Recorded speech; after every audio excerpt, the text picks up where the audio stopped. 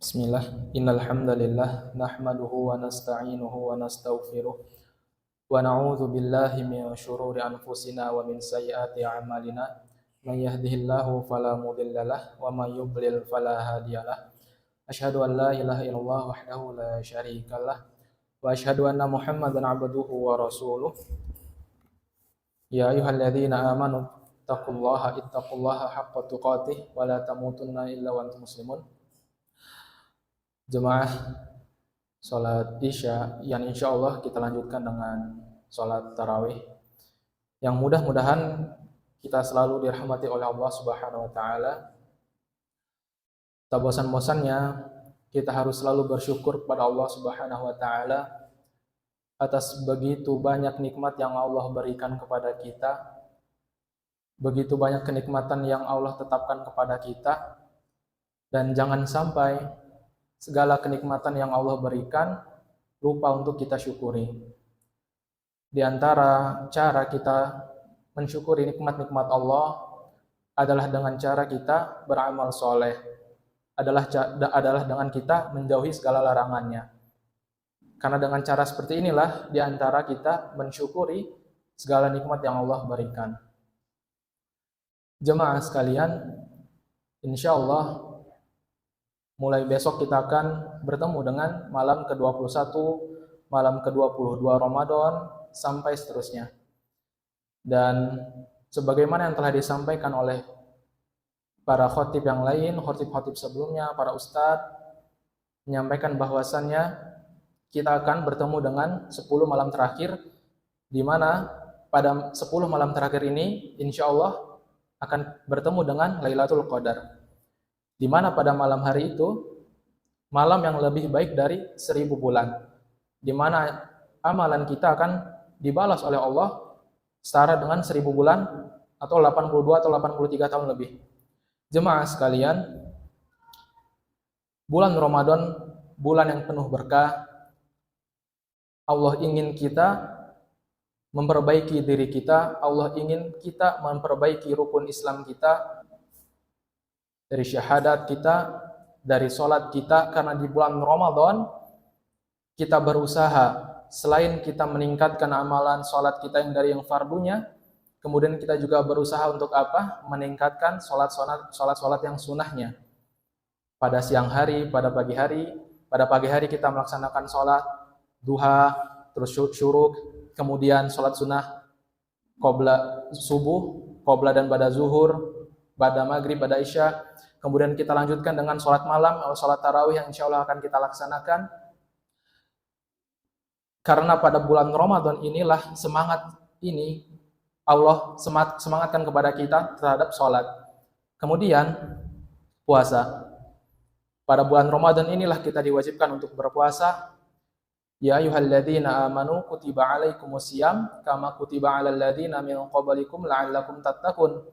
Kita diwajibkan oleh Allah berpuasa karena tujuan akhir dari puasa ini, goals yang harus kita capai adalah untuk menjadi bertakwa. Dan banyak sekali cara-cara, langkah-langkah yang harus kita tempuh agar kita menjadi apa? Orang-orang yang bertakwa, agar tercapai goals kita dari puasa tersebut. Dari kita memperbanyak amal-amal soleh kita, dari kita memperbanyak tilawatil Quran, memperbanyak bacaan-bacaan Al-Quran, dari kita memperbanyak sedekah kita, infak kita, dari memperbanyak kita amalan-amalan sunnah lainnya, seperti sholat-sholat sunnah, kita memperbanyak zikrullah, berzikir kepada Allah, memperbanyak sholawat Nabi.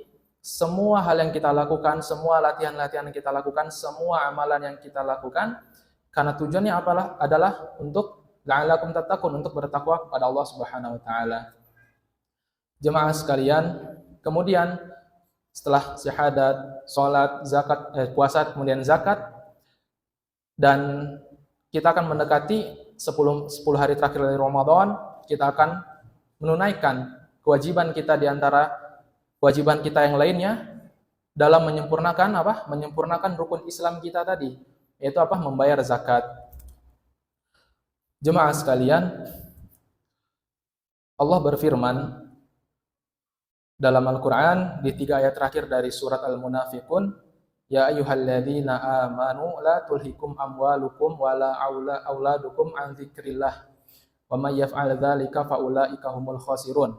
Kemudian dilanjutkan dengan wa anfiqu mimma razaqnakum min qabli ayati ahadakumul maut fa yaqula rabbi laula akhartani ila ajalin qarib.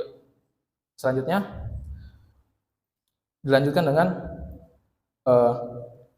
dan di 3 ayat terakhir ini Allah kabarkan 3 hal. Yang pertama adalah berita tentang bahwasannya tidak hanya orang-orang kafir saja yang akan menyesal di akhirat nanti. Tidak hanya orang-orang yang musyrik saja ataupun orang-orang munafik saja yang akan menyesal di akhirat nanti. Ada juga berita buat orang-orang mukmin, orang-orang yang beriman yang akan menyesal di akhirat nanti. Yaitu orang-orang yang seperti apa? Yaitu kita yang lalai dengan urusan akhirat kita. Yang disebabkan oleh apa? Kita orang-orang yang beriman yang lalai karena harta kita, karena anak-anak kita, sehingga kita lalai dalam mengingat Allah Subhanahu wa taala. Ya ayyuhalladzina amanu la tulhikum amwalukum wala auladukum an dzikrillah. Wa may yaf'al dzalika fa ulaika humul khasirun. Maka orang-orang yang Allah seru yaitu orang-orang yang beriman, kemudian dia lalai karena hartanya, karena anak-anaknya, lalai dari mengingat Allah Subhanahu wa taala, maka Allah sebutkan mereka ini adalah orang-orang yang apa? Orang-orang yang merugi. Kemudian pada ayat selanjutnya Allah kabarkan tentang apa? Perintah untuk berapa? Untuk bersedekah atau juga dalam tafsiran yang lain Allah sebutkan itu adalah perintah untuk berzakat. Wa anfiqu mimma razaqnakum min qabli ayati ahadukumul maut fayaqula rabbi laula akhartani ila ajalin qarib. Dan kita Allah anjurkan pada ayat ini adalah untuk apa? Untuk berzakat, untuk berinfak, untuk bersedekah. Kenapa? Karena di akhirat nanti akan ada golongan orang-orang yang menyesal. Kenapa ketika di dunianya dia tidak menginfakkan hartanya di jalan Allah? Kenapa harta yang dimilikinya yang begitu banyak tidak dia sumbangkan untuk di jalan Allah Subhanahu wa taala? Kenapa dia timbun, dia simpan saja harta itu untuk dirinya saja, tidak dia keluarkan untuk manfaat untuk umat? Maka Allah kabarkan akan ada orang-orang yang seperti ini, dan kita pun diberikan pilihan oleh Allah Subhanahu wa taala. Kita akan menjadi golongan orang-orang yang seperti apa? Apakah kita ingin menjadi golongan orang-orang yang beriman kemudian menyesal, atau kita ingin menjadi golongan orang-orang yang beriman dan tidak menyesal? Kenapa? Karena kita telah menginfakkan harta kita, karena kita telah mensedekahkan harta kita, karena kita telah menunaikan kewajiban kita, yaitu zakat kita, zakat fitrah kita, zakat mal kita. Karena dengan kita menunaikan harta kita atau kewajiban kita di jalan Allah, maka kita telah menunaikan kewajiban yang Allah telah tetapkan kepada kita. Karena ada beberapa hikmah kenapa adanya perintah zakat yang Allah berikan kepada kita. Di antaranya adalah karena dengan zakat itu menyempurnakan keislaman seorang hamba. Zakat itu merupakan bagian dari rukun Islam. Apabila kita melakukannya, kita menunaikannya, kita melaksanakannya, maka kita telah apa?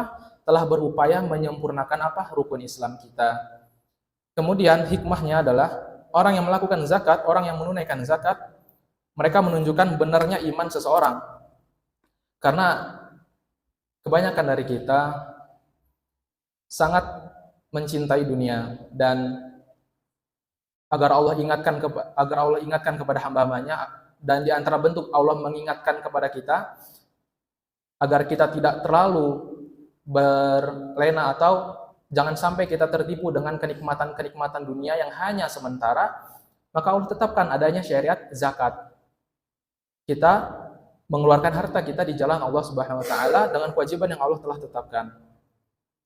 Dan yang terakhir, yang di antara hikmah dari kita melaksanakan zakat, kita menunaikan zakat adalah karena dengan zakat itu tadi menjadikan masyarakat Islam seperti keluarga yang besar, seperti keluarga besar dalam satu kesatuan. Jadi ada sisi nilai sosialnya atau di mana Allah mengingatkan kepada kita harus melihat saudara-saudara kita yang membutuhkan. Kita harus melihat saudara-saudara kita yang memerlukan zakat, yang memerlukan pertolongan, bantuan. Di antaranya adalah bantuan harta. Dan di antara cara Allah menyampaikan kepada kita, Allah mengingatkan kepada kita bahwa kita memiliki saudara-saudara muslim yang diantaranya mereka itu membutuhkan bantuan harta, dan Allah menyampaikan caranya kita menyampaikan bantuan harta tersebut adalah dengan berinfak, kemudian dengan apa? Ataupun dengan berzakat. Karena Dengan zakat inilah terbangunnya Islam yang kuat, terbangunnya masyarakat Islam yang kuat, dan Allah menginginkan itu kepada kita semua. Dan zakat itu juga merupakan di antara cara kita menyucikan harta kita. Kenapa itu menyucikan harta kita? Karena kita telah menunaikan di antara kewajiban kita, karena kita telah menolong sesama kaum muslimin, karena kita telah menolong saudara-saudara kita. Jemaah sekalian, karena sebentar lagi kita akan menghadapi 10 malam terakhir Ramadan, maka kencangkanlah semangat kita, amalan-amalan soleh kita, mulai kita perkuat baik dari infak kita, dari sedekah kita, terus kemudian kita tunaikan juga dengan kewajiban kita yaitu zakat kita.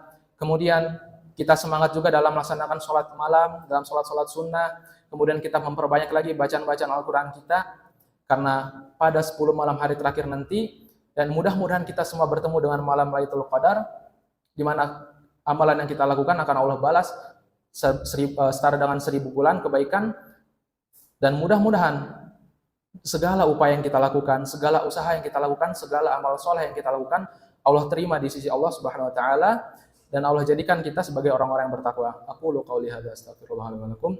Demikian yang bisa kami sampaikan. Assalamualaikum warahmatullahi wabarakatuh.